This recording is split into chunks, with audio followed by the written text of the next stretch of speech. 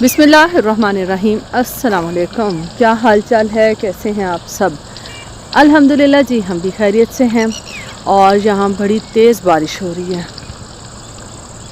मौसम काफ़ी सुहाना है। आपने पिछली वीडियो में देखा होगा, बादल बहुत ज़्यादा आया और खूब टूट के बरसा। कच्चा हमारा सहन है पानी से भर गया और बच्चों ने भी खूब इंजॉय किया।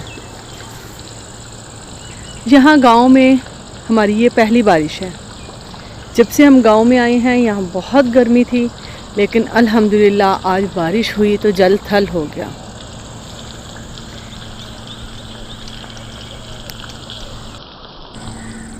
ये देखें, बारिश तो जो हुई सो हुई, लेकिन आसमान पर अभी भी काफ़ी ज़्यादा बादल हैं। लगता है अभी खूब बारिश होगी। ऐसे सहन का और बारिश का और ऐसे मौसम का तसव्वुर हमने कभी भी नहीं किया था। सोचा भी नहीं था कभी जगह पे आके रहेंगे, ऐसी जगह पे आके रहेंगे। बहुत ज़्यादा स्लिपरी है जगह हुई। ऊपर नाले से पानी गिर रहा है। बारिश अच्छी खासी हो गई है। रात से हो रही है हल्की हल्की, लेकिन इस वक्त तेज़ है।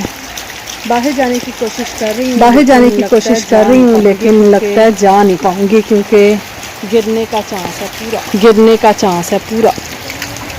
ये हम बाहर पहुँच गए।